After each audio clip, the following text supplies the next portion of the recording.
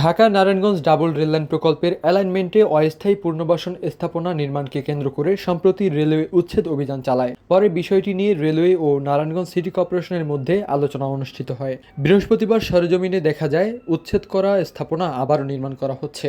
এ বিষয়ে প্রকল্প পরিচালক মোহাম্মদ সেলিম রব বলেন, শুরুতে এটি সিটি কর্পোরেশনের স্থাপনা তা জানা ছিল না। পরে বিষয়টি নিয়ে প্রশাসকের সঙ্গে আলোচনা হয়েছে। আমি আসলে নারায়ণগঞ্জ সিটি কর্পোরেশনের এখানে যে ইনভলভমেন্ট আছে আমি জানতাম না। প্রশাসক মহোদয় আসলেন, নারায়ণগঞ্জ সিটি কর্পোরেশন মহোদয়, উনি আমাকে কথা দিলেন যে উনি নিজেই বললেন যে আমার কাজটা যখন ওই কাছাকাছি পৌঁছে যাবে তখন উনি নিজেই হকারদেরকে সরাই দেবে। সে কারণে আমি খুবই আশাবাদী যে আমার কাজের কোনো অসুবিধা হবে না। রেলের দাবি, নির্ধারিত সময়ের মধ্যে ডাবল রেললাইন প্রকল্প শেষ করতে রেলের জমি দখলমুক্ত রাখা জরুরি। অন্যদিকে সিটি কর্পোরেশন আশ্বাস দিয়েছে, রেলের প্রয়োজন হলেই অস্থায়ী পুনর্বাসন স্থাপনা সরিয়ে দেওয়া হবে। এ বিষয়ে রেলওয়ে শ্রমিক ও কর্মচারী দল নারায়ণগঞ্জ শাখার সভাপতি ও মহানগর শ্রমিক দলের যুগ্ম আহ্বায়ক মোহাম্মদ মজিবুর রহমান বলেন, এই প্রকল্প বাস্তবায়নে দুই প্রতিষ্ঠানের সমন্বয় অত্যন্ত গুরুত্বপূর্ণ।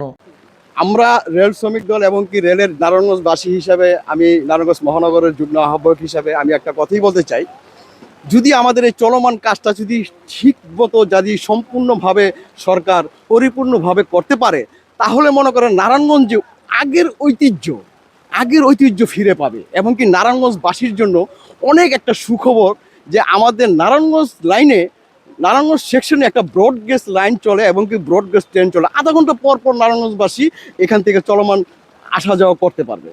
আপনি দেখেন, বাসে যাবেন, বাসে গেলে মনে করেন আধা ঘন্টা 1 ঘন্টা রাস্তায় জামে পড়ে থাকতে হবে। কিন্তু আমাদের এই চলমান কাজ, এই রেলওয়ে যে কাজগুলা, এগুলা সম্পূর্ণ করলে এবং কি নারায়ণগঞ্জবাসী যদি আমাদের এই রেলওয়েকে যদি সহযোগিতা করে, তাহলে মনে করেন আরও দ্রুত আমরা এই কাজগুলা সম্পূর্ণ করতে পারবো ইনশাআল্লাহ।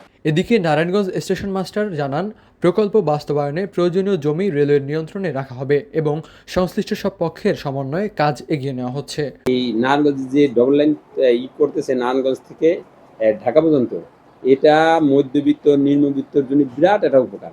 20 টাকায় জ্যাম জট নাই, একবারে ঢাকা চলে যেতে পারে। এবং নারায়ণগঞ্জবাসীর জন্য এটা বিরাট উপকার। নিয়ামক যেমন বলে রেল এরা দেখতেছে জামজট, কিন্তু রেল এমন জিনিস, আপনার 5 মিনিটে 2000 লোক নিয়ে যাবে।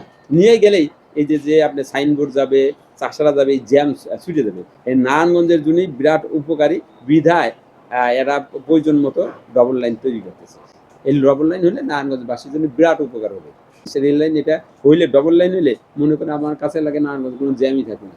যদি 8টা-10টা কোচ দেয়, 10 মিনিট পর মানুষ চলে যাবে, তাহলে জ্যাম হবে কিভাবে? সাইনবোর্ড যাইতেও লাগবে না, চাষারা যাইতে লাগবে, তার মানুষ উঠে চলে যাবে।